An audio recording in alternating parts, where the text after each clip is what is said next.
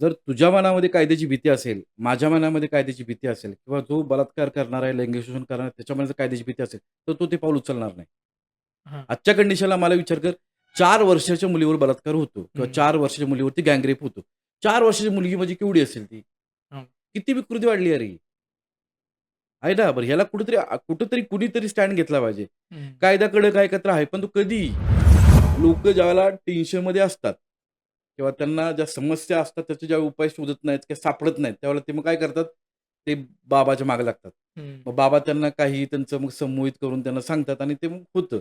मग हं. परिणाम तो नाशिकचा 10वी नापास, अनपढ, ज्याला लहानपणी घरातनं हाकलून लावला होता, तो एका नावेवरती खानसामाच्या हाताखाली कामाला होता. तो बाबा बनून येतो आणि हं. प्रशासनातल्या सगळ्यांना, सगळ्या अनेक आय-पी-एसना, आय-ए-एसना तो आणि आपलं ते अमृत म्हणून पितात. हं. ही आपली रिॲलिटी. मग आपण बघतोय, की आता समजा जसं तू म्हणालात, की 4 वर्षाच्या मुलीपासून ते आजींवरती सुद्धा बलात्कार होतातच आहे. मग कुठेतरी ही मानसिकता विकृतीकडे चाललेली आहे. सो यामागचं कारण काय वाटतं? अगोदरच्या पिढीला आई-वडिलांचा मान-सन्मान होता. आत्ताची पिढी फक्त सोशल मीडियावरती मदर्स डे, फादर्स डे किंवा आई-बापाच्या जन्मदिवसादिवशीच मोठी स्टेटमेंट देतात. हं. इथभर फुटभर लिहितात. इतर वेळी ते आई-बापांचा जे काही उद्धार करतात, ते आता आजची पिढी खूप स्ट्राँग आहे असं वाटतं. सध्याच्या कंडिशनला सगळ्यात जास्त टेन्शनमध्ये कोण आहे? तर आत्ताच्या युवा पिढीचे आई-वडील. ओके. का?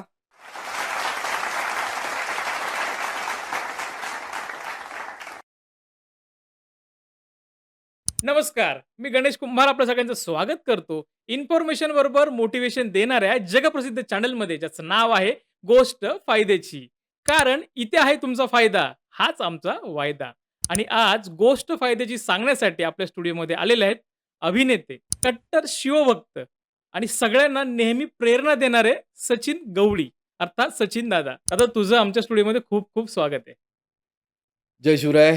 माझा सगळ्यांना जय शिवराय. हर हर महादेव. दादा आपण मागच्या वेळेस पॉडकास्ट केला होता. त्याला खूप भरघोस प्रतिसाद मिळाला. खूप साऱ्या रील्स व्हायरल झाल्या आणि तुम्ही तुमचे जे विचार मांडले होते, की एकंदर स्त्रीला कशा पद्धतीने पाहिलं पाहिजे, तिच्या वेदना कशा पद्धतीने समजून घेतल्या पाहिजेत, हे तुमचे थॉट्स लोकांना प्रचंड आवडले होते. तर असाच कुठलातरी एक विषय आज आपण घेणारच आहोत. पण मला एक तुर्तास विचारायचं आहे, की तू 101 शॉर्ट फिल्मचा जो काही विषय घेतलाय, की ती मानवंदना तुला द्यायची आहे महाराजांना असं मी ऐकलंय. जरा त्याविषयी सांग ना? 101 शॉर्ट फिल्मची मानवंदना याला कारण असं आहे, की पिढी भरकटत चालली आहे. आत्ताच्या पिढीला नक्की करायचं काय कळत नाहीये. हां. आणि लॉकडाऊनच्या नंतर जी पिढी आली, त्यांचं पूर्ण मोटिव्ह, ध्येय, उद्देश हा पूर्ण भरकटलाय.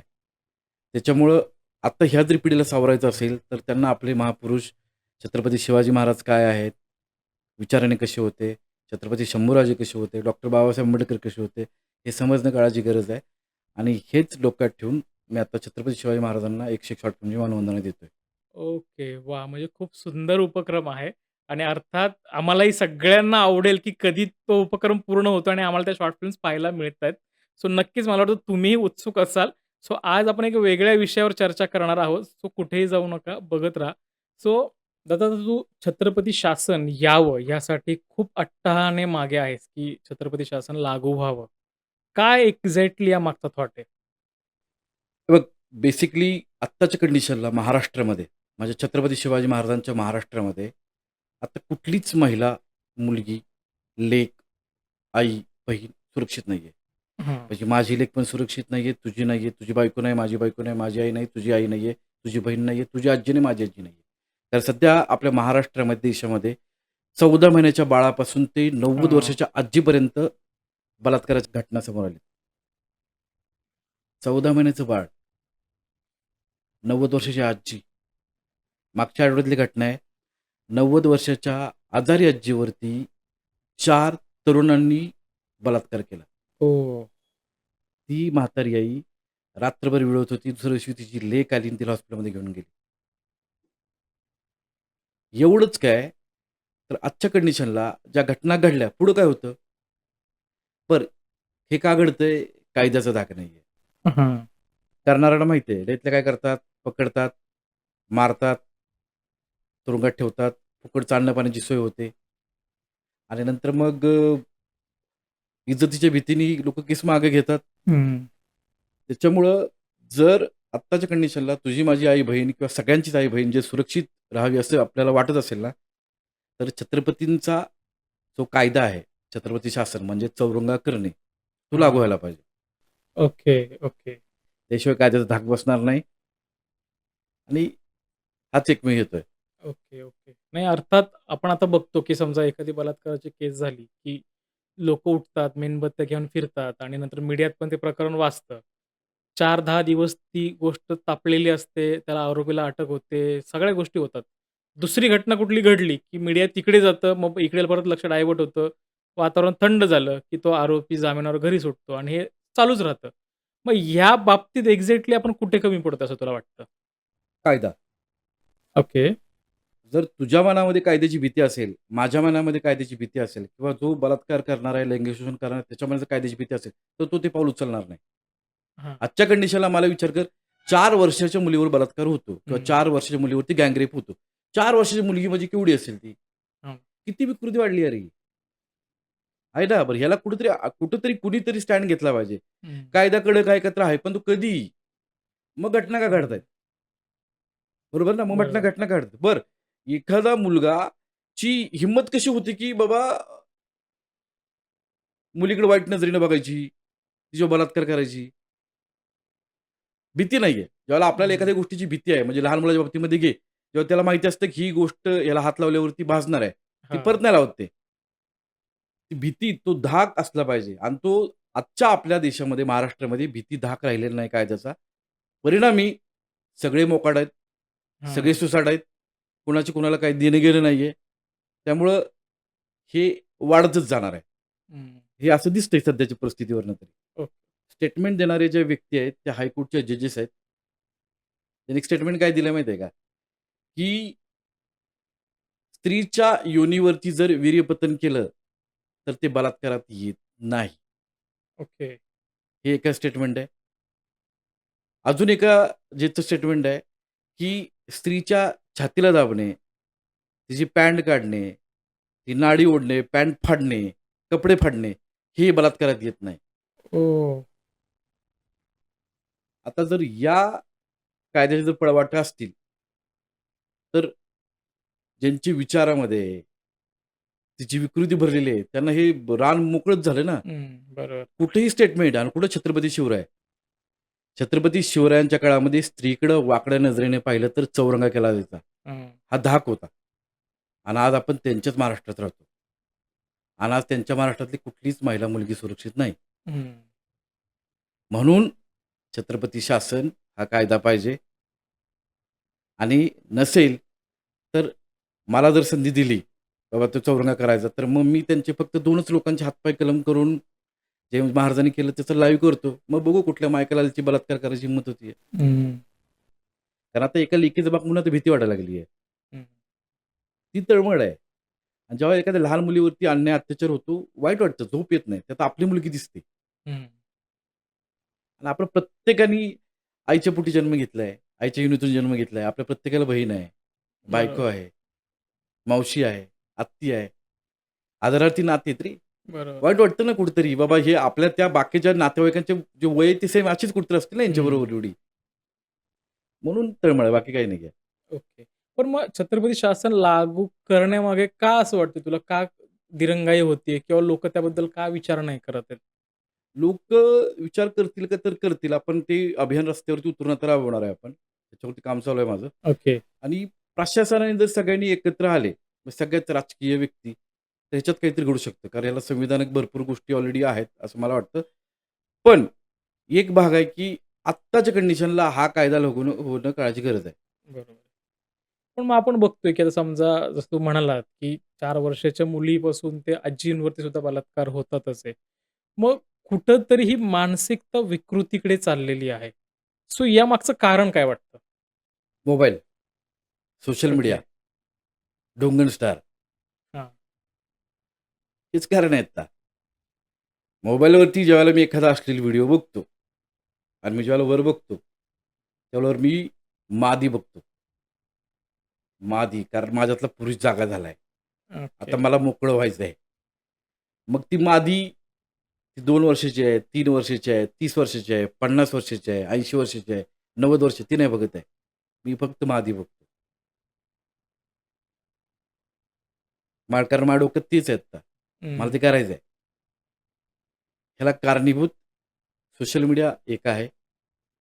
मोबाईलवरचा अश्लील कंटेंट आहे. सुप्रसिद्ध होण्यासाठी किंवा प्रसिद्धी मिळवण्यासाठी ज्या आजकाल बायकांनी तायांनी जी ढुंगण हलवायची जी स्पर्धा लावली आहे, ते एक मोठं कारण आहे. बाकी मग कमी जास्तीला ओ-टी-टी, वेब सीरीज त्यांनी ती जागा पूर्ण भरलेली आहे. त्यामुळे काही वादच नाही. हं. पण मग आता मोबाईल प्रत्येकाच्या आयुष्याचा एक भाग झालाय, तो तर आपण दूर नाही करू शकत. पण मग समजा या गोष्टीवर जर कंट्रोल आपल्याला जर मिळवायचा असेल आणि मानसिकता एक चांगल्या लेव्हलला तयार करायची असेल, तर काय याच्यावरती पर्याय आहे? लोकांनी एकत्र आलं पाहिजे. प्रशासनाने पुढाकार घेतला पाहिजे आणि ह्याचं गांभीर्य ओळखलं पाहिजे. प्रशासन कधी पुढाकार घेतं, ज्यावेळेला त्यांच्यावरती टीका व्हायला लागते. हं. त्यांच्यावरती मीम्स बनायला लागतात. त्यांच्यावर लोक हसायला लागतात. तेव्हा ते पुढाकार घेतात. पण अशा गोष्टी घडू नये यासाठी प्रशासन आता पुढाकार घेणंच गरजेचं आहे. हं. मध्ये मी काहीतरी आपल्या राष्ट्रपतींचं एक स्टेटमेंट पण पाहिलं होतं, हो, हो, हो. की जे प्रसिद्धीसाठी काहीतरी वल्गॅरिटी करतात त्यांचं अकाउंट बंद केलं. पण ब्लॉक पुढं काय करणार. झालं माहीत नाही. हां, हां. नाही बरोबर. कारण आपल्या फिल्म इंडस्ट्रीमध्ये पण अशा काही ठराविक ताया आहेत, ज्या हं. फेमस होण्यासाठी या चड्डीवरती येतात, ट्रान्सपरंट कपडे घालतात, हं. काहीही घालतात आणि त्या प्रचंड मिलियन्समध्ये त्या प्रसिद्ध आहेत. त्यांच्या मागे मीडिया पळते, त्यांची ढुंगणं शूट करायला. हं. आता ते पेड आहे का कसं आहे काय माहीत नाही. पण ते आहे. ते घडतंय. त्याच्यावरती महाराष्ट्र राज्य महिला आयोगांचा कुठल्याच प्रकारचा कंट्रोल नाही असं दिसतंय. हां. तो जर कंट्रोल असेल तर कोण करणार नाहीये. करेक्ट. ज्यावेळेला बाप मुलाचा 4 खाना केला होता तेव्हा मुलगा पुढची कुठली कृती करताना भीतो. हं. सरकार म्हणजे आपलं मायबाप ना रे. बरोबर आहे. आणि मायबापांनी इकडे फोकस करणं गरजेचं आहे, की आपली जनता जी आपली लेकरं आहेत, त्यांच्या आयुष्यात काय चाललंय आणि काय करायला पाहिजे. बरोबर. त्यामुळे मायबापाचा फोकस इकडे पाहिजे. हं. त्यामुळे जर प्रशासनाने हे मनात आणलं, तर हे सहज शक्य आहे. जर यांना त्याचं गांभीर्य असेल तर. हं. नाहीतर मग काय, "ये रे माझ्या मागल्या, टाकण्या चांगल्या." करेक्ट. जसं तू आत्ता म्हणतोय प्रशासनाचा कंट्रोल असणं किंवा ते गांभीर्याने घेणं गरजेचं आहे. पण आत्ता आपण लेटेस्ट सगळ्यात मोठी खबर बघतो, की प्रशासनाचेच काही लोक अशा गोष्टींमध्ये इन्व्हॉल्व आहेत, जो आत्ता ज्वलंत विषय आहे नाशिकचा. मग त्याविषयी काय सांगशील? मला वाटतं, आजकाल जो तू उठतो आणि म्हणतो, "मी महादेवाचा अवतार आहे, हं. मी कृष्णाचा अवतार आहे." म्हणजे तू ज्या देवाची देवभक्ती करतो, त्या देवावरचं तुझ्यावर प्रेम नाहीये का? देवाने हं. दलाल नेमलेत का? हं. बरोबर? जर मी प्रभू श्रीरामांची भक्ती करत असेल, मी महादेवाची भक्ती करत असेल, मी श्रीकृष्णाची भक्ती करत असेल किंवा मी यल्लामादेवीची भक्ती करत असेल, तर त्यांच्यापर्यंत मला पोहोचायला मध्ये दलाल कशाला पाहिजेत मला? हं. मला जर काय बोलायचं मी तर माझ्या डायरेक्टली देवाशी बोलेल ना मी. देव माझ्याशी बोलेल. बरोबर. आणि ह्यांनी श्रद्धेचा बाजार मांडला ह्यांनी.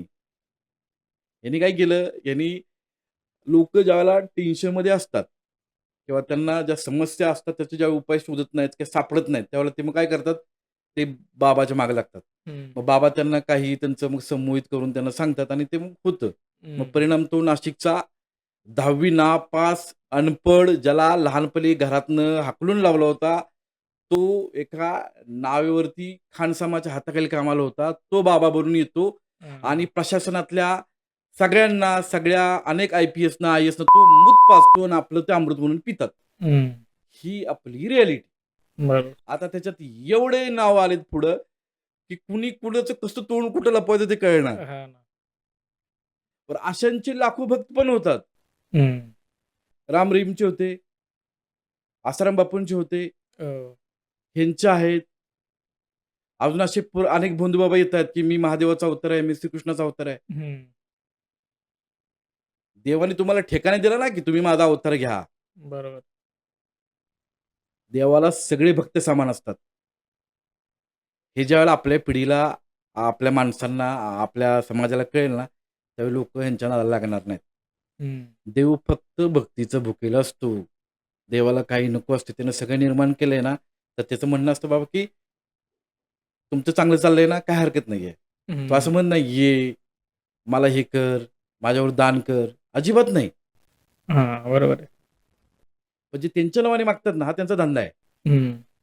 एवढंच म्हणायचं आपल्याला. पण मग आता आपण एवढं बघतो, की खरतांचे जर आपण बघितले तर 59 व्हिडिओज त्यांना सापडलेत असं पोलिसांचं म्हणणं आहे. न्यूजमध्ये पण पाहिलंय.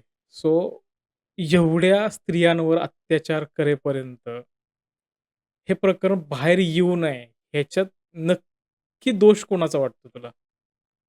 लोकांच्या आंधळ्या भक्तीचा आणि भीतीचा पण.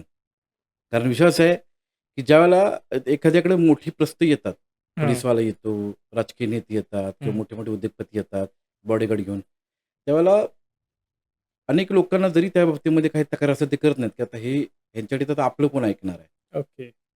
आता एवढे त्या माणसाचे एवढे कान समोर येतायत, त्याला काही लिमिटच नाहीये. आता मी काल परवा एक बातमी वाचली. तर आपल्या प्रशासनाने 2018 साली त्याच्या खाजगी मंदिराच्या विकासासाठी ₹125 कोटी दिलेत. ओह! त्याच्यासाठी एक सेपरेट पाईपलाईन केलेली आहे. हं. त्या माणसाचं 30-35 एकरामध्ये घर आहे.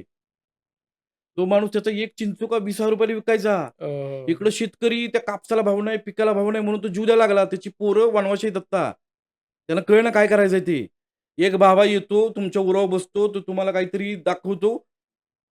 एक मी काल आपले पत्रकार कमलेश सुतार यांची एक मुलाखत बघत होतो.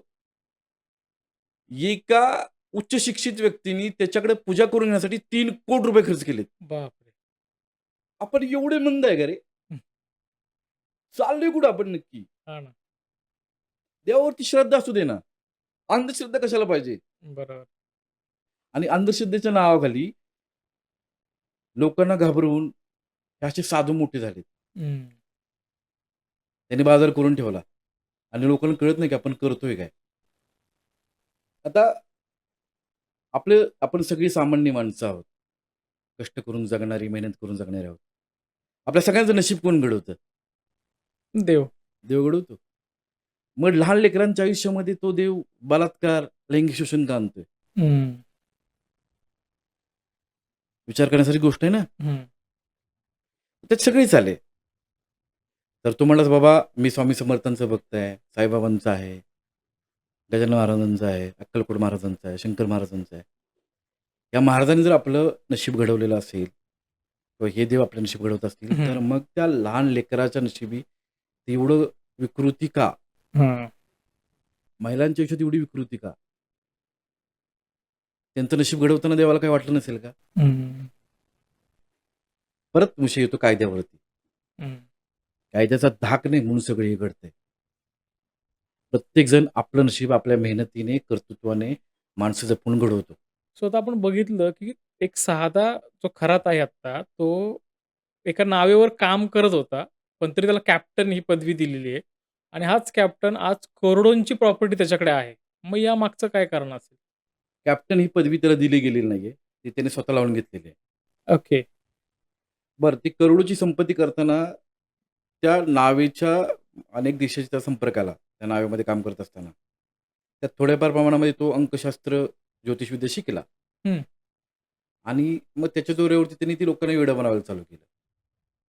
हा ओके. पहिला भाग. आणि त्याला कळलं, की लोकं वेडी बनतात. आपण श्रद्धेच्या नावाखाली, देवाच्या नावाखाली देवाची भीती घातली, तुझ्यावरती कोप होईल हं.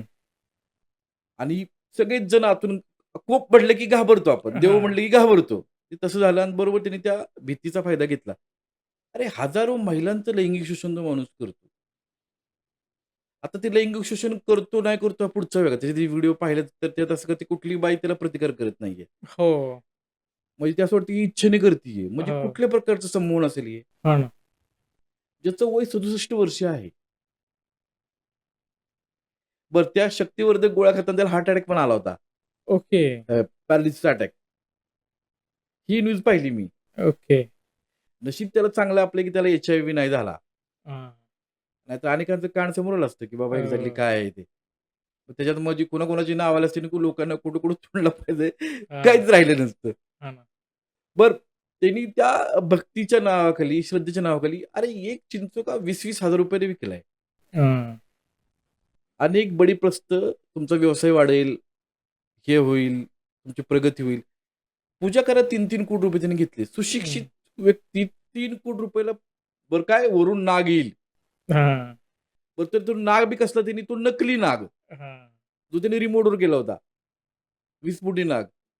म्हणजे आपण चमत्कार पाहायला एवढे आंधळे असतो, की आपल्या डोळ्यावरती आपण विश्वास ठेवत नाही, की आपण जे बघतोय ते किती सत्य आहे. हं.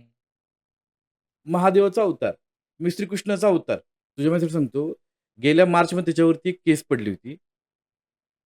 तर त्या केसनंतर म्हणजे त्या मार्चपासून ते ह्या मार्चपर्यंत त्यांनी 170 महिलांचं योनिपूजन केलंय. ओह! म्हणजे 170 महिला त्याच्यासमोर म्हणजे आपण एवढे भोंदूबाबांच्या आहारी गेलोय. कारण आपल्याला आपल्या घरातल्या देवावरती विश्वासच नाही. हं. आपल्याला कुठलातरी एक बाबा येतो, आपण ते भाकड कथा ऐकतो, कोणीतरी आपल्याला येऊन सांगतं, आपण डोळे बंद करतो, त्या विश्वास ठेवतो. तो म्हणतो, "हा नागडे", आपण नागडे होतो. हा प्यामूत, आपण पितो. ही रिॲलिटी. आपण कुणाला डोक्यावर घ्यायला पाहिजे? आपण छत्रपती शिवाजी महाराजांना डोक्यावर घ्यायला पाहिजे. आपण छत्रपती संभाजी महाराजांना डोक्यावर घ्यायला पाहिजे. आपण डॉक्टर बाबासाहेब आंबेडकर, महात्मा ज्योतिबा फुले, क्रांतीज्योती सावित्रीबाई फुले, रमाई आंबेडकर यांना डोक्यावर घेऊन नाचायला पाहिजे. आपण डोक्यावर कोणाला घेतले? बंधू बाबा, चमत्कार दाखवतो. मूत्राच्या नावाखाली तो हं. उष्णोजल म्हणून तो पाजतो.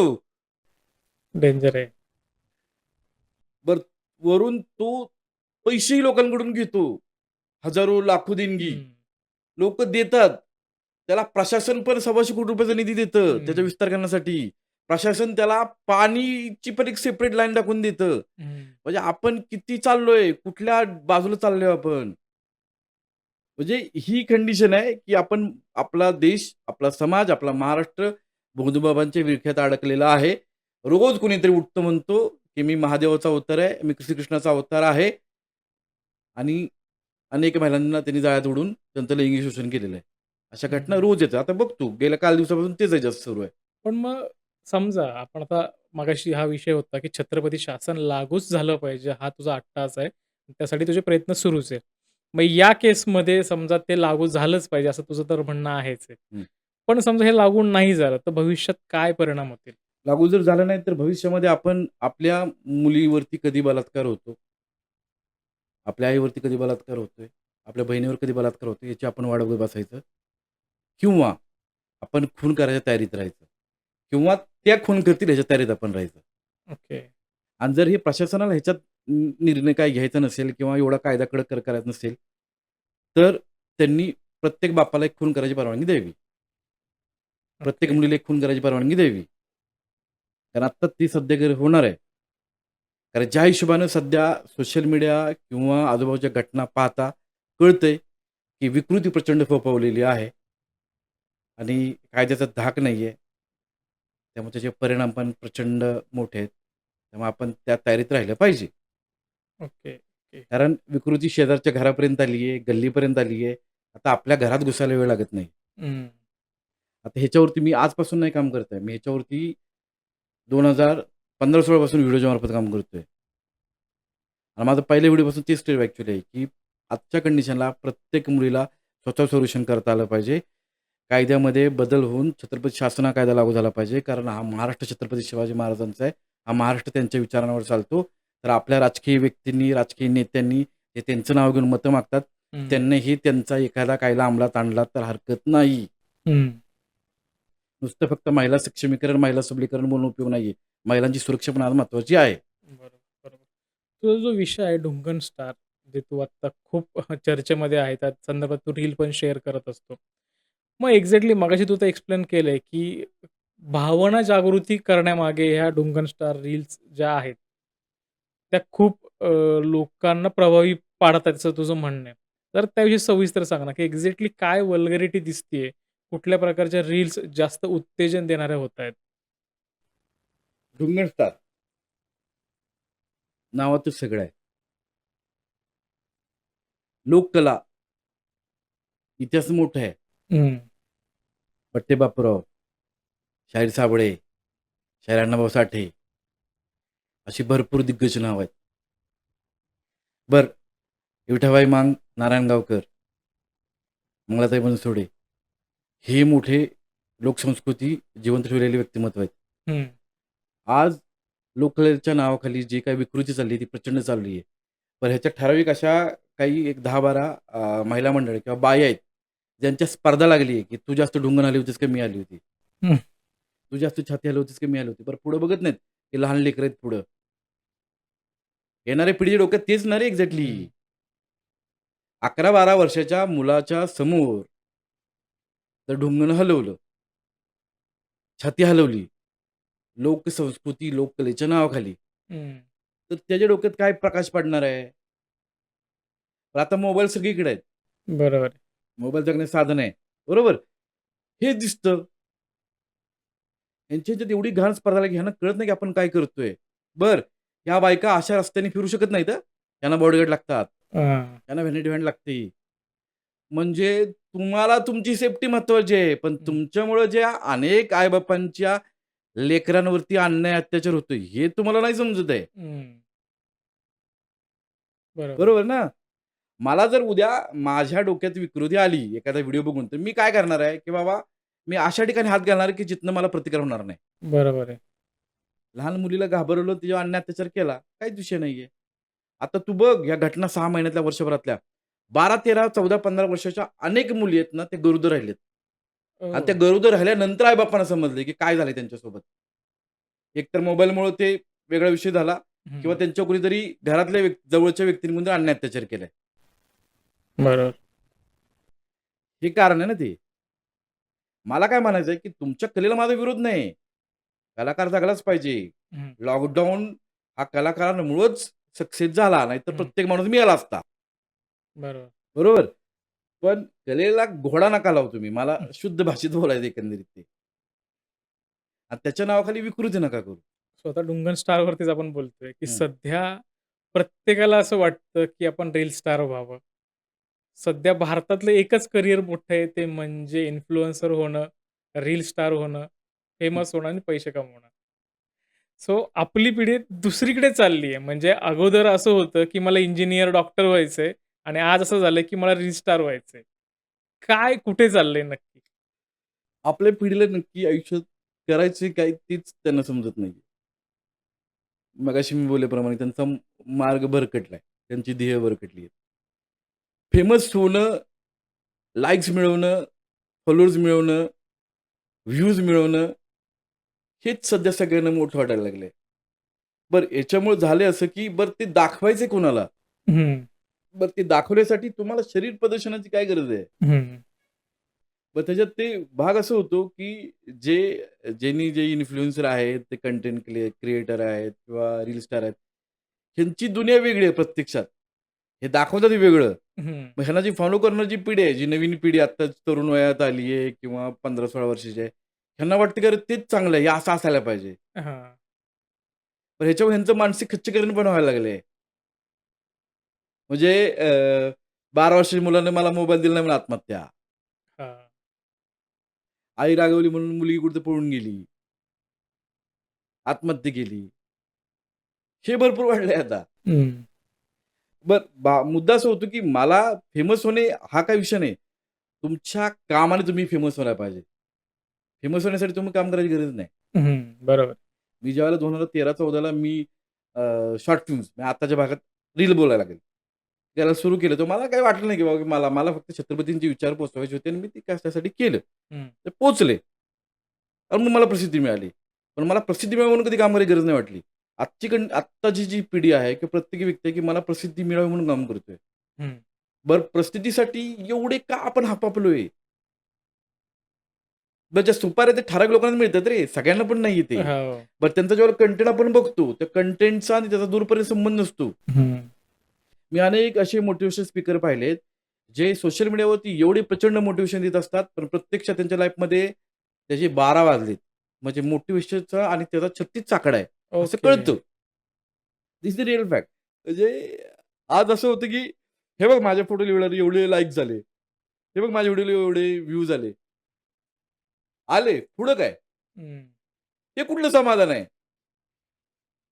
म्हणजे आजकाल अन्न, वस्त्र, निवारा पेक्षा माझ्या व्हिडिओला आणि फोटोला लाईक आले, हां. हे एक जगण्याचं साधन झालेलं आहे. म्हणजे आपण आज असंही बघतो, की लोकं फिरायला गेल्यानंतर ना, तो निसर्ग पाहण्याच्या अगोदर तिथे जाऊन फोटो काढणं जास्त प्रिफर करतात आणि निसर्ग पाहायचा राहून जातो, हे आपण बऱ्याचदा बघतो. अरे एवढंच काय आपण देवाला मॉडेल करून ठेवलंय आपण. हां. आपण जातो देवाला ना, तर देवाच्या पहिल्यांदा पाया पडायचं असतं. हं. त्याला मनात डोळ्यात साठवायचं असतं आणि मग फोटो सेशन. आपण ते नाही करत. आपण पहिलं त्याला मोबाईलमध्ये कॅप्चर करतो. भविष्यामध्ये असंही होईल, की देव म्हणेल, "थांब, एक पोज झाली. आता मी दुसरी पोज करतो." तो मनातल्या मनात म्हणत बी असेल तो. हं. "अरे भक्ता दर्शन घे रे, मी देव आहे रे. मला तू मॉडेल कुठे केलंयस? मला तू हिरो कुठे केलंयस? तू एकटा आहेस एवढं बास झालं ना." मी जातो फोटो काढतो ना, पण मी पहिलं दर्शन घेतो. पहिलं नतमस्तक होतो. मग ते सगळं. आज आपल्याकडं जी पिढी आहे, ती रील स्टार व्हायला बघतीये, इन्फ्लुएन्सर व्हायला बघतीये. प्रत्येक आई-वडील त्यांना सपोर्ट पण करतोय आणि बाहेरच्या देशामध्ये त्याच वयाची पिढी ही सायंटिस्ट, मोठे डॉक्टर, मोठे इंजिनिअर किंवा वेगवेगळे शोध लावत आहेत. आणि म्हणून आपण किती जरी म्हणलं, की आपण महासत्ता होऊ, आपण होऊच शकत नाही. मी माझ्या लहानपणापासून ऐकतोय, भारत हा विकसनशील देश आहे. हं. विकसित नाही. आता अजूनही विकसनशीलच ऐकतोय. त्याच्यामुळं आजच्या कंडिशनला आपल्या मुलांनी काय केलं पाहिजे, हे प्रत्येक आई-वडिलांची जबाबदारी आहे आणि ते करताना आपण पण किती मोबाईल वापरतो, हे आपण बघायला पाहिजे. आपण जर आपल्या पाल्यांसमोरच मोबाईलवरती येडे-चाळे करत बसलो, तर त्यालाही वाटणार की हेच चांगलं आहे. हेच हं. आपण मी करायला पाहिजे. तुम्ही जर तुमच्या मुलांच्या समोर पुस्तक वाचत बसला, तर तेही तो पुस्तकं वाचणार आहे. करेक्ट. आणि मी घरी असताना माझ्या मुलीसमोर जास्त मोबाईल वापरत नाही. कारण ती मला प्रॉपर फॉलो करते. मी कशी पूजा ओके. करतोय, मी महाराजांना कसा मुजरा करतो, ओके. मी काय म्हणजे आपली मुलं हे पालकांचं अनुकरण करत असतात. त्यामुळं ओके. आपल्या मुलासाठी आपण रोल मॉडेल राहिलं पाहिजे. ओके. त्याला दुसऱ्या कुठल्यातरी नकली मॉडेलची गरज नसली पाहिजे, हं, हं, हं. जे बाहेरच्या देशात आहे. करेक्ट. नाहीतर मग काय इन्फ्लुएन्सरचा कचरा झालाय. त्या कचऱ्यामध्ये अजून तुमची टाका आणि तुम्ही बी त्या कचऱ्यात सहभागी व्हा आणि एका दिशेला जा. आता आपण हे तर बघतो, की सध्याची पिढी मोबाईलमुळं खूप वेगळ्या वाटेला चालली आहे. विकृती वाढली आहे आणि प्रत्येकाला इन्फ्लुएन्सर, रील स्टार व्हायचंच आहे. पण आजची पिढी आणि आपली जी पिढी होती, याच्यामध्ये तुला प्रामुख्याने काय तफावत जाणवते? आपल्या पिढीला सुख होतं, समाधान होता, आनंद होता.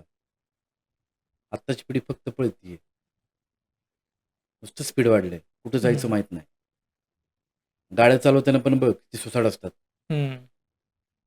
किती जरी प्रशासन म्हणलं ते बुलेटचा सायलेन्सर फाट वाजवला नाही पाहिजे, हो. तर ते वाजवणार. आता त्यांना माहीत नाही ते गेल्यावर त्यांच्या आई-बहिणीची मागे किती आठवण काढतात. बरोबर ना.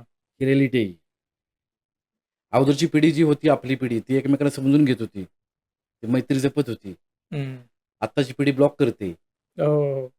ब्लॉक करते. आत्ताची पिढी शिव्या देते प्रचंड मोठ्या लेव्हलवरती.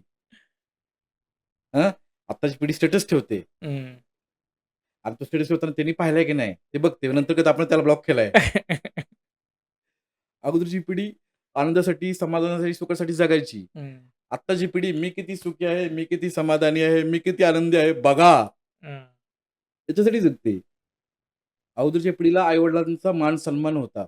आत्ताची पिढी फक्त सोशल मीडियावरती मदर्स डे, फादर्स डे किंवा आई-बापाच्या जन्मदिवसादिवशीच मोठी स्टेटमेंट देतात. हं. इथभर फुटभर लिहितात. इतर वेळी ते आई-बापांचा जे काही उद्धार करतात, ते आता आजची पिढी खूप स्ट्राँग आहे असं वाटतं.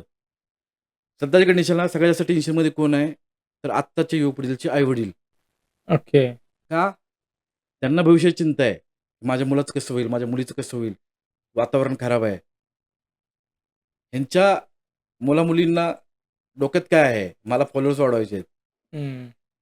मला फेमस व्हायचं आहे. आई-बापाच्या मला त्यांच्यासाठी काय चाललं हे त्यांना जाणून घ्यायचं नाहीये. यांनी ह्यांच्याच स्पर्धा लावून घेतलेली आहे. हं. स्पर्धा मी लावून अशा ठिकाणी घेतली आहे, की ट्रेंड आला, मग डोंगर हलवायचा तिकडं, अजून कुठल्या डान्स स्टेपचा तिकडं. हा तो ट्रेंड फॉलो करत नाहीत. सुख वाटण्याचा. हं. म्हणजे मध्ये एक चित्रपट आला, त्याच्यावरती प्रत्येकजण हिअर झाला. कुठला पाकिस्तानी. पण कधी त्यांना बहिर्जी नाही खावंसं वाटलं नाही. हां. आपला इथे घेणं करायचं नसते. जे नकली आहे, जे बाहेरचं आहे, ज्याचा कशा संदर्भ नाहीये, ती ह्यांना करायचं आहे. हं. स्पर्धा कशाला लावायला पाहिजे? छत्रपतींच्या विचारांची, प्रभू श्रीरामांच्या विचारांची, बाबासाहेबांच्या विचारांची, ज्याच्यामुळे आयुष्य घडेल. हं. ट्रेंड कसला असला पाहिजे? हे. आपण काय घेतो? त्यांनी ढुंगण हलवून तेवढे व्ह्यूज लाईक घेतले. आता मला बी ते करायचं आहे. मलाही फॉलोअर्स वाढवायचे आहेत. नक्की आपण चाललोय कुठं आणि शेवट काय आहे हेच आपल्याला माहिती नाही. हं. त्यामुळे सगळं अंधारात आहे. मी एक गोष्ट पाहिली, 14-15 वर्षाचं पोरगं सिगारेट पिताना दिसतं. हो. व्यसन करा का नका करू हा त्याचा वैयक्तिक भाग आहे. पण मी एक आहे, की आणि त्याचा आई-बाप खंगलेत त्याच्या हं. भविष्यासाठी.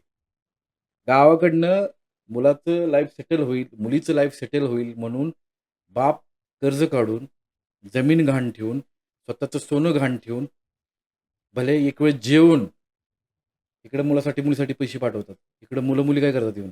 हं. उत्मात. मी जिथं राहतो तिथं आसपास 5-6 कॉलेजचे कॅम्पस आहेत. बघतो, लय वाईट वाटतं. जे मला ओळखतात त्यांची हिंमत होत नाही पुढे काय करायची. पण नाही, हं. माघारी भरपूर विषय होतात. म्हणजे उदाहरण सांगायला गेलं तर, "काका तुमची पिंकी काय करतीये?" तर तो बाप म्हणेल, "माझी पिंकी शिकतीये. तिला हं. शिक्षणासाठी मी पाठवलंय. पिंकी इकडे नंगानाच करतीये." "तुमचा बांड्या काय करतो?" "बांड्या शिकतोय. माझ्या म्हातारपणीची काठी प्रयत्न करतोय." "इकडे बांड्या, बांड्या सकाळ, दुपार, संध्याकाळ धुरात." किंवा नाहीतर मग मोबाईलवरती, "ए जेवलीस का? हं. अरे मी तिला आवडत असेन का?" "इकडे भांड्या." ह्याला कळत नाही की ह्याच्या आई-बापांनी, हिच्या आई-बापांनी ह्याच्यासाठी काय करायला लागलेत? काय करतायत? किती खस्ता खाल्ल्यात? का हं. खाल्लेत? तर माझ्या मुला-मुलीचं भविष्य सिक्युअर व्हावं यासाठी. बरोबर. एक उदाहरण देतो तुला. पुण्यातलं आहे, कोंडव्यातलं आहे. माझ्या एका मित्राचे मित्र पी-एस-आय आहेत. मध्यमवर्गीय महिला हं. धुणी-भांडी करून जगतीये, मुलीला जगवतीये. नवरा गेलाय. तिचं एकच म्हणणं, की "बाळा, मी जशी धुणी-भांडी करतीये, तशी तुला करायला लागू नये, तर तू थोडा अभ्यास कर. दिवसभर काय करायचं कर, पण 1.5-2 तास हं. अभ्यास कर." आईचं काही चुकलंय का? नाही. वारंवार आई अभ्यास कर म्हणतीये म्हणून पोरगी घर सोडून पळून गेली. ओके. सापडली कुठं? केरळमध्ये. बापरे! मुलीचं वय काय? 11 वर्ष. हो. नशीब तिथल्या एका पोलिसाच्या लक्षात आलं. त्यांनी ते संपर्क साधला. पुण्यात संपर्क साधला आणि मग मुलगी ती सुखरूप घरी आली. 11 वर्षाची पोरगी जर हं. सापडली असती, कुणाच्या हाताला लागली, तर काय झालं असतं? आजच्या पिढीला जराही जाणीव पाहिजे, आपले आई-वडील आपल्यासाठी काय करतात. ते कधी चुकीचं सांगत नाहीत. आपण त्यांचं ऐकलं पाहिजे. त्यांनी कष्ट काढल्यात. त्यांची इच्छा असते, की आपल्या मुलांनी तशा कष्टा खाऊ नये म्हणून ते आपल्याला सांगतायत. म्हणजे अर्थात हा सगळा परिणाम मोबाईलचाच आहे. सगळा परिणाम मोबाईलमुळेच. मोबाईलचा आहे. मोबाईलने वाट लावली का तर वाट लावली. लग्न संस्कृती धोक्यात, हं. मानसिक आरोग्य धोक्यात, शारीरिक आरोग्य धोक्यात, निसर्ग धोक्यात. बरं एवढंच काय, तर लहान मुलांचं आरोग्य धोक्यात. मानसिक संतुलन बिघडलं अनेकांचं. आणि आपण बघतो लहान मुलाच्या हातातून जस्ट मोबाईल फक्त काढून घेतला, की जसा आकांड तांडव तो करतो, हं. तर नॉर्मल दुसरी कुठली गोष्ट घेतल्यावर नाही करणार एवढा करतो तो. ते लहान मुलाचं ठीक आहे रे, ते चित्र असतात. हं. एक्झॅक्टली ते त्यामुळे त्याला त्याचं अट्रॅक्शन असतं. पण आपण पण कुठेही आहे रे. आपण पण हं. ते 10 मिनिटं मोबाईल नाही पाहिला, की बघतो 11 मिनिटाला. जसं ते आई बघते ना बाळा मुतले, की हाय का हा शी केली का त्याने. तसं आपण मोबाईलमध्ये कुणाचा मेसेज झाला का. हं. जसं ह्याने ह्याचा मेसेज नाही पाहिला, तर काय वेगळाच विषय होणार आहे. की बरोबर आहे. जसं याच्यावर सोबत पी-एम बोलणार आहेत किंवा सीएम बोलणार आहेत. बरोबर आहे. आपण खूप आहारी गेलोय. भविष्यामध्ये मला वाटतंय ज्या प्रकारे मोबाईलचं क्लिनिकही असू शकतं, की आमच्याकडे मोबाईल सोडवून मिळेल हां. आणि होणारही. शक्यता आहे 100%. मानसिक शांतीचं हरण एकच गोष्टीने केली, मोबाईलने. हं. मोबाईल यायच्या आधी सगळे सुखी समाधानी जगत होते.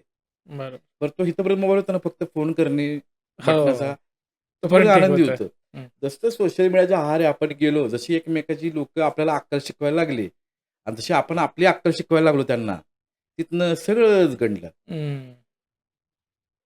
तुला एक उदाहरण देतो, कालचाच किस्सा. सोमनाथ दौंडकर म्हणून माझा एक मित्र आहे. हं. खूप मोठे वकील आहेत ते. हो. खूप मोठे उद्योजक आहेत. मी त्यांच्यासोबत होतो. त्यांचा एक मित्र होता. त्या मित्राच्या मुलीचं लग्न मोडलं. ओके. कारण काय माहिती आहे का? Instagram. बरं. आता काय Instagramवरती होतं? तर Instagramवरती त्या मुलीचे व्हिडिओ होते, पण कसले? तिचे फ्लुएंट इंग्लिश बोलतानाचे. ओके. मग त्यांनी आपली मुलगी शिकली पाहिजे म्हणून शिकवली. आता मुलगी इंग्लिश बोलते, हं. चांगलं इंग्लिश बोलते, म्हणून लग्न तुटायचं कारण असू शकतं का? नाही. पण ते झालं. ओके. खरंच दिसतंय हा.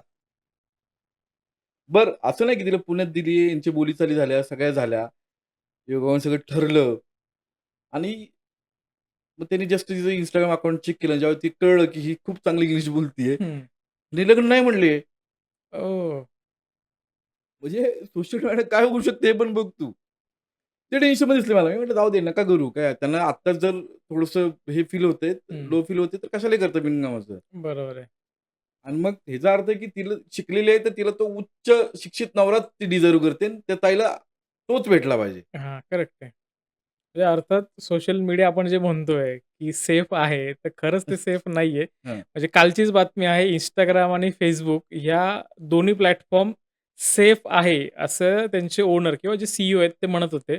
पण कोर्टाने निकाल दिला, की ते सेफ नाहीयेत. या दोन्ही मीडियमचा माध्यम करून लोकांचं नुकसान होतंय. काही जणांनी आपले जीव गमावलेत हे हो. डिक्लेअर झाले. काहीतरी आय थिंक $70,000 मिलियन काहीतरी त्यांना दंड केलाय, असं माझ्या वाचण्यात आलंय कालच.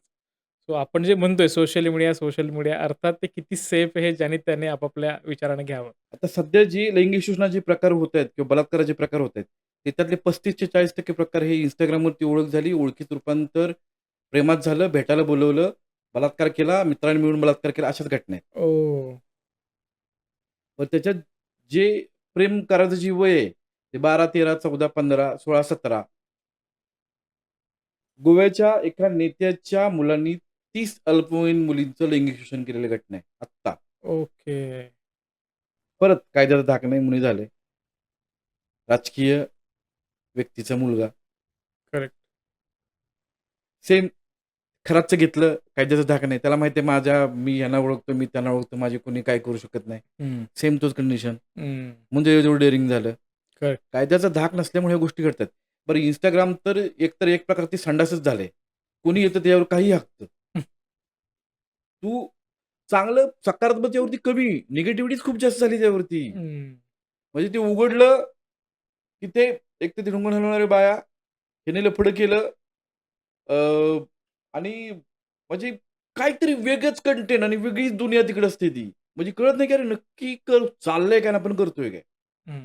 बरं, आई-वडिलांनी तर किती मुलांच्यावर लक्ष द्यायचं रे, की बाबा त्यांनी घर चालवण्यासाठी कष्ट खायच्या, त्यांनी महागाई वाढली आहे, त्यांनी आपल्या मुलांच्या भविष्यासाठी पळायचं. त्यांनी काय-काय करायचं? हं. आत्ता परवा दिवशी आंध्र प्रदेशमध्ये एक घटना घडली आहे, की 7वीतल्या मुलांनी 5वीतल्या मुलीवरती बलात्कार केला आणि तिला मारून टाकलं. बापरे! पुण्यातली एक घटना आहे, की 14 वर्षाच्या मुलांनी 12 वर्षाच्या मुलीला प्रेग्नंट केलंय. बाप बरं अशा अनेक घटना रोज घडतायत. याला कारण परत मोबाईल आला. हं. मोबाईलचा अश्लील कंटेंट आला. बरं त्या कंटेंटवरती कुठल्याही प्रकारचा हे नाहीये म्हणजे काय म्हणतात त्याला कायदा कंट्रोल नाहीये, नाहीये. कंट्रोल नाहीये. त्याच्यामुळे होते कसं हे सगळे सुसाट सुटलेत.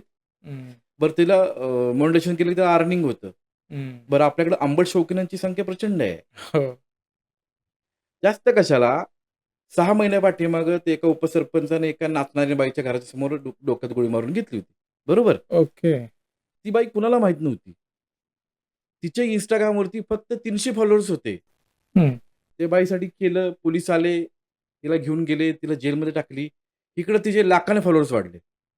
ओह! म्हणजे आपल्याकडे एवढे मंद डोक्यात पांगळे लोकं आपल्याकडे राहतात. आपण कुणाला फॉलो करावं ते बी आपल्याला कळत नाही. हं. कारण काय होतं, आपण जर छत्रपती शिवाजी महाराजांना फॉलो केलं, आपण छत्रपती संभाजी महाराजांना फॉलो केलं, बाबासाहेबांनी केलं, महात्मा ज्योतिबा फुलेंनी केलं, तर काय होईल, आपण डोक्याकडनं सक्षम होऊ. हं. आपल्याला व्हायचं नाही. सक्षम झालो, प्रगती होईल, आई-बापाचं नाव मोठं होईल, ते ताठमाने जगतील. नको, कशाला पाहिजे? हं. काढलं तेवढंच बाद झालं ना. म्हणून आम्ही वेगळ्या बाजूला जातो. गावाकडं पारायणाला 40, 50, 100 लोकं असतात. हो. आणि नाचणाऱ्या बाईचा एखादा शो ठेव. आजूबाजूच्या 20 गावातली बी लोकं येतील, करेक्ट. बोबडं बाहेर काढायला. हं. का त्यांना माहिती आहे, बाई येणार आहे आणि बाई ढुंगण हलवणार आहे आणि बाई विषय गोल करणार आहे. हं. आणि ही रिॲलिटी आहे, ही कुणी टाळू शकत नाही. बरोबर. आजकाल गावाकडच्या यात्रेमध्ये सुद्धा कलेला जास्त मान नाहीये. हं. जे लोक ढुंगण हलवतात त्यांना जास्त मान आहे. बरोबर. तिला व्हॅनिटी, तिला बॉडीगार्ड. पण जे खरंच कला सादर करतात, जे खरंच लोकलावंत आहेत, त्यांची इज्जत कोणीच करत नाही. त्यांना हं. फाटा मारतात. ते कोणी बघत पण नाहीये. पण बाई आल्या, वाकडं-तिकडे नाचल्या, बाईने आपलं उघड-तिकडे केले, येडे-चाळे केले. मग ते करताना पण ती बाई खालच्या लहान मुलांना बोलवेल वरती, त्यांचे हं. पप्पे-वप्पे घेईल. हं. ते पोरगं बी खुश, त्याचे आई-बाप पण वेगळेच खुश अजून. चाललोय कुठं आपण? हा महाराष्ट्र घडला पाहिजे. मराठी माणूस ताठमानेने जगला पाहिजे. म्हणून अनेकांनी रक्त सांडले. हं. स्वतःच्या जीवाचं बलिदान दिलंय. देशाच्या बॉर्डरवरती पण लोकं मरतायत. बरोबर. आपण काय करतोय? हं. पिढी भरकटली तर भरकटली. पिढीला भरकटवली तर भरकटवली. आणि ही खरी कंडिशन आहे हे. हे हं. जर योग्य वेळी आटोक्यात आलं तर ठीक आहे. नाहीतर मित्रा लय अवघड आहे. सगळं हाताच्या बाहेर जाणार आहे. मी फक्त हॅट्स ऑफ म्हणेन ज्या धंदा करणाऱ्या ज्या स्त्रिया आहेत ना ज्या, त्या हं. मला देवी वाटतात. कारण ओके. त्या आहेत म्हणून आपल्या आई-बहिणी सुरक्षित आहेत. त्या जर नसत्या ना, हं. तर रस्त्यानं जाणारी एकही आई-ताई सुरक्षित नसती राहिली. हं. तसाही कायद्याचा धाक नाही. त्यामुळे बरोबर. पुढचा काही विषयच नाही. जसं आता आपण म्हणतोय, की महाराष्ट्राची वाट लागली. जसं आता खराताचं प्रकरण बाहेर आलंय. भारतात, महाराष्ट्रात ह्या गोष्टी आहेतच. पण आपण सगळ्यात मोठं प्रकरण जे बघतो, सध्या जे युद्ध पण चाललंय, कुठेतरी त्या गोष्टीमुळेच चाललंय असं लोकांना वाटतंय. एप्स्टीन फाईल, की ती तर विकृतीची तिथे म्हणजे त्याला शब्दच नाही, की तिथे काय तुम्ही म्हणाल? त्याबद्दल काय सांगशील? 15 फाइल्स प्रकार पाहिला, अरे झोप नाही लागली अरे. त्या लहान-लहान मुलींचं लैंगिक शोषण, त्या गरोदर केलेल्या मुली, तिथे लहान बाळं शिजवलेली, हं. त्यात आपल्या देशातल्या अनेकांची नावं आली. लई त्रास झाला रे. त्यात मी लहान मुलांच्या लैंगिक शोषणावर पहिल्यापासून काम करतोय. अक्षरशः असं वाटलं, की भाई आपण कुठे चाललोय? बरं वरून त्यातले प्रमुख जे उद्योजक आहेत, ते आपण आयडॉल म्हणतोय. हो. वरती जे राजकीय नेते त्यांच्यावर आपले संबंध आहेत. देशाचे जे प्रमुख आहेत ते.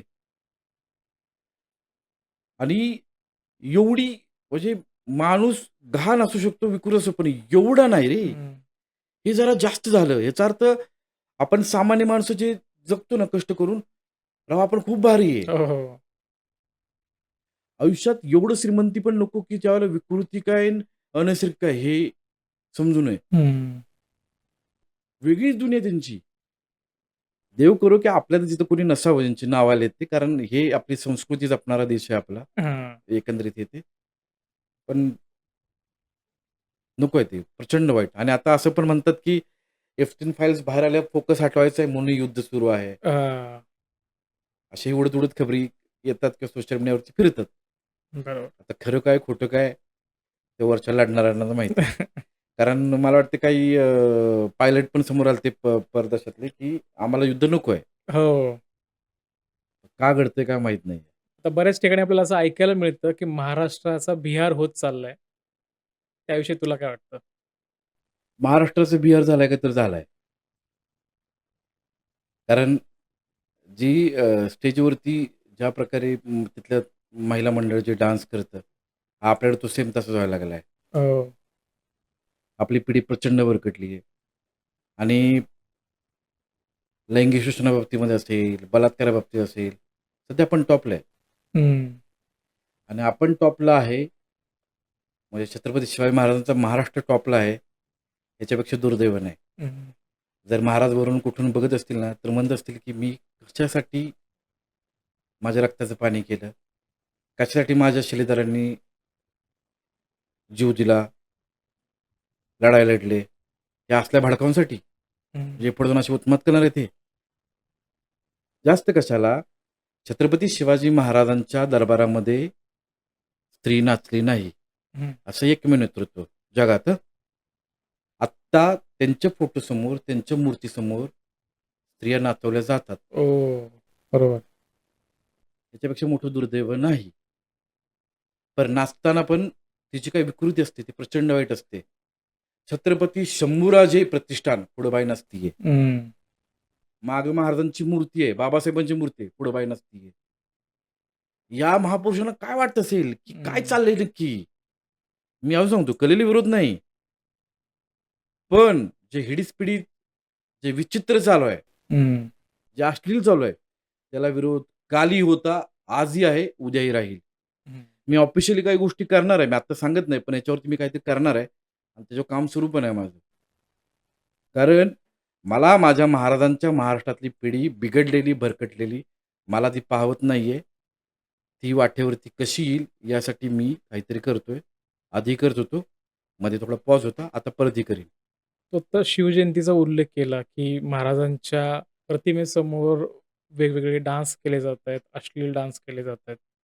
याच जयंतीमध्ये आपण बघतो, ज्यावेळेस मिरवणूक निघते, त्यावेळेस बुलेटचे फटाक्याचे बॉम्बसारखे आवाज केले जातात. रात्रभर ते सगळं चाललेलं असतं. लोकं डिस्टर्ब होतात.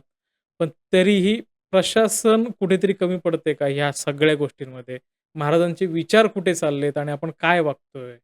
एकतर आजच्या पिढीला छत्रपती शिवाजी महाराज समजले नाहीत. छत्रपती शिवाजी महाराज एकमेव नेतृत्व ज्यांची ओळख रयतेचा राजा. हं. रयत सुखी राहिली पाहिजे त्यासाठी झटणारा राजा. पण त्यांच्या जयंतीनिमित्त हे जे स्वयंघोषी शिवभक्त आहेत, जे शिवजयंतीच्या आदल्या रात्री फाट, फाट, फाट, फाट, फाट जे हो. फटाकडे फोडत असतात. ह्यांच्या डोक्यातच येत नाही, की आपण त्या माणसाची जयंती साजरी करतोय, जो रयतेचा राजा होता. हं. याच्यावरती मी अनेक वेळा बोललोय. पण मुद्दा असा आहे, की आपण महाराजांची जयंती साजरी करताना आजूबाजूची सगळी लोकांची झोपमोड होईल किंवा त्यांना त्रास होईल अशा गोष्टी करतोय. हे महाराजांना आनंद देणार आहे का? हं. महाराजांची जयंती फटाकड्या फोडून म्हणजे कुठल्या बुलेटच्या हं. हं? फटाकड्या फोडून ती डीजे लावून करण्यापेक्षा महाराजांच्या विचारात जयंती करूया ना आपण. मी म्हणत नाही की लावू नका, लावायला पाहिजे. जगातला सगळ्यात ताकदवर माणूस आहे. त्याची जयंती साजरी मोठी धूमधडाक्यात झाली पाहिजे. जगाने पाहिली घेतली पाहिजे दखल आणि लोकांच्या डोळ्यात ती दिपलं पण पाहिजे. पण ते करताना इतरांना त्रास होणाऱ्या अशा गोष्टी पण नाही घडायला पाहिजेत. हं. हे रिॲलिटी आहे ना ही. बरोबर. दारू पिऊन नंगानाच असतो. आपण टिपरशीट जातो द्वारात हॉर्न वाजवत. हे महाराजांना पटण्यासारखं आहे का? महाराजांना कसं पटेल? महाराज शिस्तप्रिय होते म्हणून महाराष्ट्र घडला, म्हणून स्वराज्य घडलं. आणि शिस्तप्रिय असणाऱ्या माझ्या राजाची जयंती जर अशी साजरी होणार असेल, तर ते मलाही न पटण्यासारखं आणि त्यालाही न पटण्यासारखं आहे. बरोबर. बरं, अनेक वेळा ते छत्रपती शिवाजी महाराजांचे फोटो आपण कुठे लावतो? गाडीच्या नंबर प्लेटवरती, कुठं मडगडवरती. अरे, सुवर्ण सिंहासनाधीश्वर होते महाराज. 32 मन सोन्याच्या सिंहासनावर बसायचे. हं. त्यांना कुठे ठेवलं पाहिजे? हृदयात, डोक्यात, आपल्या विचारात. आपण नाही ठेवत. हं. आपण कुठे ठेवतो? मडगाडवरती. राजा इथंच बसा तुम्ही. कारण तुम्हाला जर डोक्यात आणि विचारात आणि हृदयात ठेवलं, तर मला झेपणार नाही ते. बरं चला लावली. ते काचेवरती पण लावले फोटो. पण त्याची निगा राखली पाहिजे ना रे. हं. चिखल उडतोय, धूळ उडतीये. बरं हे मी अनेक व्हिडिओत पण बोललो होतो ऑलरेडी. हं. याच्यावर मी शॉर्ट फिल्म्स पण केलेले आहेत. बघतो मी थांबवतो. मी बोलतो, पुसायला लावतो आणि मग तू जा. ओके. आणि त्याला सांगताना पण सांगतो, आत्ता महाराजांच्या फोटोवरती धूळ दिसलीये, मी तुला पुसायला लावलीये. पुढं जर तिथं धूळ दिसली आणि तू मला सापडलास, तर मी पहिला कान पाडणार, मग तुझ्याशी बोलणार. ओके. कारण त्यांचा रुबाब आणि ते रुबाबातच राहिले पाहिजेत. ॲक्चुअली खूप सुंदर विषय तू मांडलास, की महाराजांना आपण हृदयात ठेवलं पाहिजे, ना की गाडीच्या बोनेटवर, काचेवर किंवा मरगाडवरती. तो कारण निगा राखली जात नाही आणि एकंदर स्वच्छता ठेवली नाही जात. त्यांचा जो मान आहे त्यांना तो दिला नाही जात. खूप म्हणजे ॲक्चुअली मी हे मानतो, की तसं नाही केलं पाहिजे. सो आपण जरा पुढे जाऊयात आता. आपल्याला असं दिसतं, की आजूबाजूला लोकं डिस्टर्ब आहेत. म्हणजे तू समजा एखाद्या बाजारात गेलास ना आणि फक्त एका ठिकाणी उभं राहा आणि सगळीकडे नजर ठेवून जर बघितलं, तर 99% लोकं आहेत ना स्ट्रेसमध्ये, टेन्शनमध्ये. आपल्याला दिसतं 100%. काय कारण असेल यामागे? आजच्या कंडिशनला 100 मधले 30 लोकं जे आहेत ना, ते सध्या मानसिक रोगी आहेत. त्यांचं मानसिक आरोग्य धोक्यात आहे. आपल्याला जर छोट्या गोष्टीवरून प्रचंड राग येत असेल, हं. तर भाई तू मानसिक रोगी आहेस. तुला जर स्फोट व्हायला काही कारण लागत नसेल, तू भाई मानसिक रोगी आहेस. तू एकदम छोट्या-छोट्या मुद्द्यावरून तू टोकाची भूमिका घेत असेल, तर तू मानसिक रोगी आहेस. पण ह्याच्यात सगळ्यात मोठं कारण मोबाईल पण आहे. हां. आजूबाजूला घडणाऱ्या घटना आहेत. तू जर पॉझिटिव्ह राहत असशील ना, तर ते तुझ्या बाबतीत घडणार नाही ते. हं. तू डोक्याकडनं शांत असशील तर. आजकाल सगळ्यांना पळायचं आहे. कुठं जायचं माहीत नाही, पण सगळे स्पीडमध्ये आहेत. आपण स्पर्धा करतो एकमेकाची. कशाची करतोय ते माहीत नाही, पण आपण त्या ह्याच्यामध्ये स्वतःला इन्व्हॉल्व करून हं. घेतलंय. त्याच्यामुळे सगळे प्रत्येकजण डिस्टर्ब आहे. त्यामुळे कोणी हसलेलं दिसत नाहीये. हसणारे चेहरे आजकाल कमी आहेत. हं. ह्या अशा सगळ्यांना मी सांगेन, की मानसिक आरोग्य हे खूप महत्त्वाचं आहे. जसं आपण शारीरिक आरोग्य जपतो, तसंच मानसिक आरोग्यही आपण जपलं पाहिजे. आणि ते जपण्यासाठी आपले महापुरुष काय करत होते? बाबासाहेबांनी या सिच्युएशनला काय केलं असेल? महाराजांनी काय केलं असेल? शंभूराजांनी काय केलं असेल? ह्याचा आपण अभ्यास केला पाहिजे. आणि जे मेंटल हेल्थ स्ट्राँग होण्यासाठी आपण वर्कआउट केला पाहिजे. ही जी सृष्टी आहे, ती 4 गोष्टीवरती चालते. एक काय? मला माफ करा. माझं चुकलंय. मी पुढच्याला माफ करतो. आभार माना आणि प्रेम व्यक्त करा. ओके. बरोबर? पण आजकाल ताठपणा खूप वाढलाय. हं. मी का माफी मागायची? मी याला माफ का करायचं? त्यानं माझ्यासाठी केलं, मग उपकार केले का? हं. आणि मी त्याला काय आलोय म्हणू? पण हे कळत नाही, की भाई शेवटी मातीच होणार आहे. 4 माणसं जपायलाच पाहिजे आयुष्यात. करेक्ट. सगळ्यात ओझं मनावरती असतं. हं. ते मनाचं ओझं हलकं कधी होतं? आपण ज्यावेळेला आपल्या डोक्यात काय चाललंय, मनात काय चाललंय, बोलतो त्यावेळी. प्रत्येकजण आपल्या पाठीवरती एक बॅग घेऊन चाललाय. त्या बॅगेत खूप ओझं आहे. ते दिसत नाही, पण आहे. आणि हं. त्याच्यामुळे माणूस वाकलाय. हां. आणि त्यासाठी प्रत्येकाने माणसासोबत माणसासारखं राहिलं पाहिजे, वागलं पाहिजे. 4 मित्र जपले पाहिजेत. आपली नाती जपली पाहिजेत. त्याच्यामुळे मानसिक आरोग्य मजबूत होतं. ओके. ओके. कारण माणूस हा समाजप्रिय प्राणी आहे. समाजाची व्याख्या काय? समंजस मानवाचा जमाव. ओके. म्हणजे समाज ना? हं. हे विसरायला नाही पाहिजे. पण जसं आपल्या हातात मोबाईल आला, मला कोणाची गरज नाही. मला काही फरक पडत नाही. नाही. तू कुठेतरी ॲक्सिडेंट होऊन पडलास. तुला कुठेतरी चक्कर येऊन पडलास, तुला अटॅक येऊन पडलास. 4 माणसं तुला मग दवाखान्यात नेतात. तो तुला मोबाईल उचलून नेत नाही. बरोबर आहे. अचानक चक्कर आल्यावर तेवढं हे पण पाहिजे ना, की मला स्टेटस ठेवायचा आहे. करेक्ट. हं. त्याच्यामुळं माणसाने माणसासोबत माणसासारखंच राहिलं पाहिजे. माणसासोबत माणसासारखंच जगलं पाहिजे, वागलं पाहिजे. तर तुम्ही ते आहात हे समजेल ना. सो आत्ता आपण बऱ्याच वेळ झालं बोलतोय, पण याच्यातून एकच गोष्ट कळाली आहे, की मानसिक आरोग्य म्हणा, विकृती म्हणा, ही जी वाढली आहे, ह्याला सगळ्यात कारणीभूत आहे तो मोबाईल. पण मोबाईल अशी गोष्ट आहे, की तो जीवनाचा एक भाग आहे, तो सुटू शकत नाही. मग समजा ह्या सगळ्या गोष्टीतून जर बाहेर पडायचंय, तर मग पर्याय काय? आधी जसे बटनाचे मोबाईल होते ना, हं. लोकांनी तसे मोबाईल वापरायला चालू करायला पाहिजे. जर तुम्हाला मानसिक आरोग्य मजबूत ठेवायचं वाटत असेल. मी हे नाही म्हणत, की सोशल मीडियावर आहे, पण त्याला एक लिमिट असायला पाहिजे. हं. कारण झालं असं, की आपण अनेक गोष्टीला बिनाकारण फालतू वेळ देतो हं. आणि त्याच्यामुळं आपण स्वतःच जास्त डिस्टर्ब होतो. आता जर लोकांना सांगायला गेलं, की बाबा तुम्ही मोबाईल वापरू नका, अशक्यच नाही. आता हं. मोबाईलशिवाय जगणं अशक्यच आहे सध्याच्या कंडिशनला. बरोबर आहे. पण मोबाईलसोबत जगताना जेव्हा आपल्या समोर लोकं बसतात ना, तेव्हा हं. त्या लोकांना व्हॅल्यू दिली पाहिजे. तो बोलतोय आणि आपण असे आहोत. हं. म्हणजे पुढच्याला कोल्लं नाही पाहिजे आपण. करेक्ट. पण आजकाल मोबाईलवरच्या बाबतीमध्ये असं होतं, की पुढचे बोलत असतात आणि आपण असे असतो. हं. म्हणजे आपण माणसांपेक्षा आपल्या हातातल्या त्या खेळण्याला जास्त महत्त्व द्यायला लागलोय. हं. हे खूप चुकीचं आहे. हां. त्याच्यामुळंच बटनाचा जर मोबाईल वापरला, तर बाकीच्या गोष्टी करायला वेळ नाही मिळणार किंवा हं. तिकडे फोकस जाणार नाही. लोकांच्या सोबत कनेक्टिव्हिटी पण राहील आणि हं. सगळ्याच गोष्टी होतील. हं.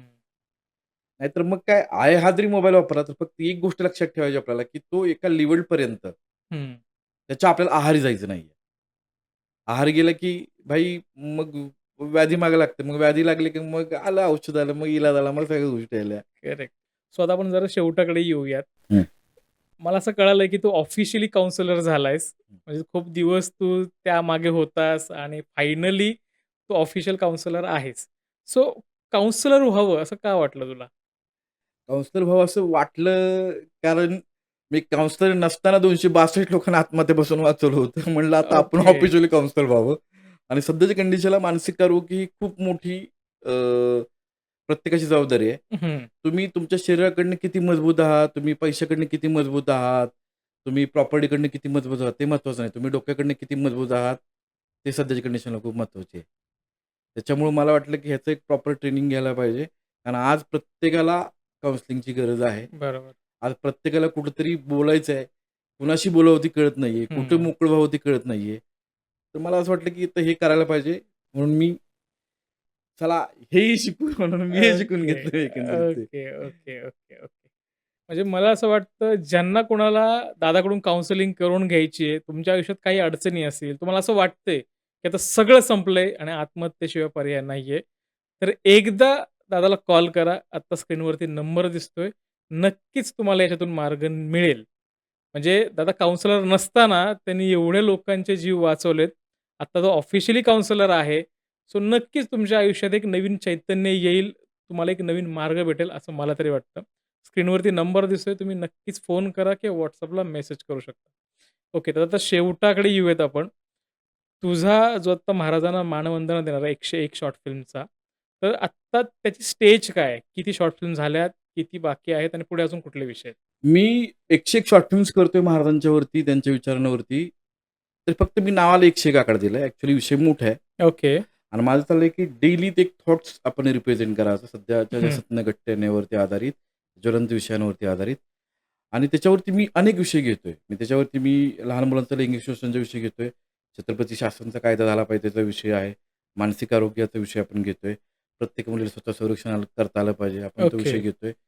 निसर्ग जपला पाहिजे. आपण तो विषयही घेतोय. आपण नाती पण जपली पाहिजे. हा विषय आपण घेतोय.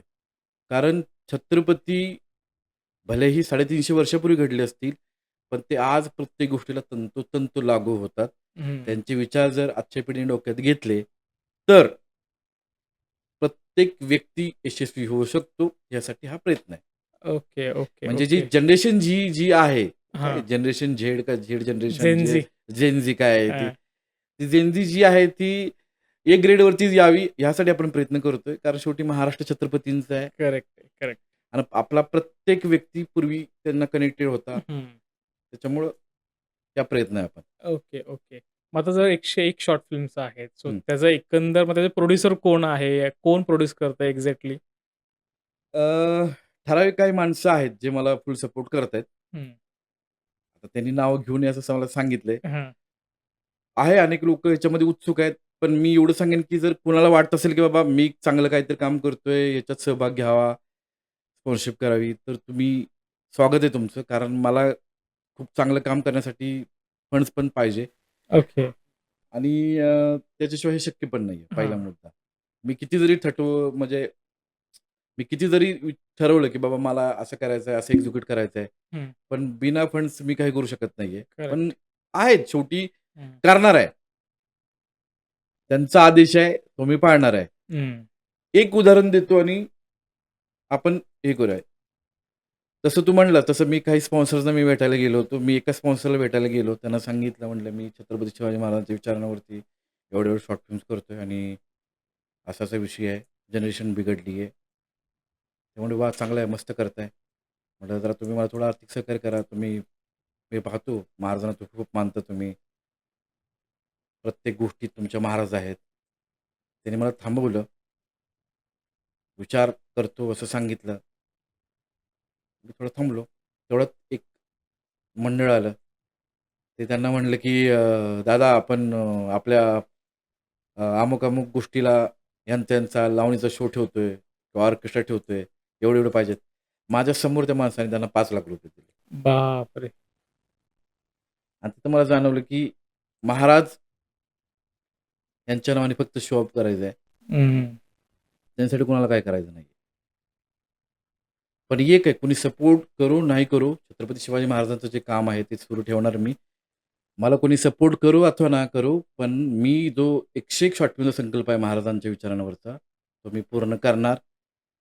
माझ्याकडे जे काय आहे ते गहाण ठेवीन, एखादा किडनी विकीन. पण महाराजांच्यासाठी काहीही. कारण त्यांचं महाराष्ट्र आहे, त्यांच्यामुळे मी आहे, त्यांच्यामुळे माझी ओळख आहे.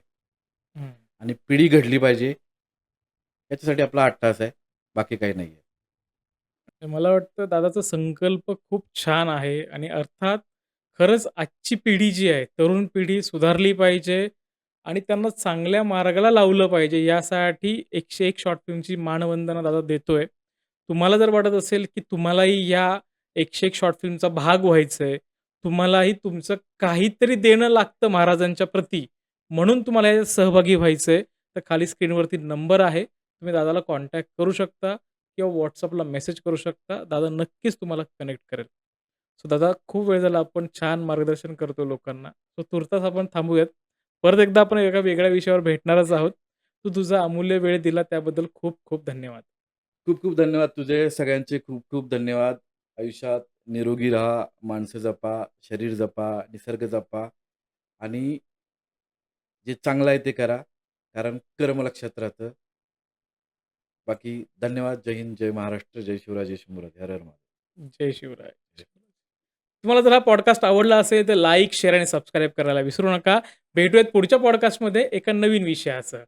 नमस्कार.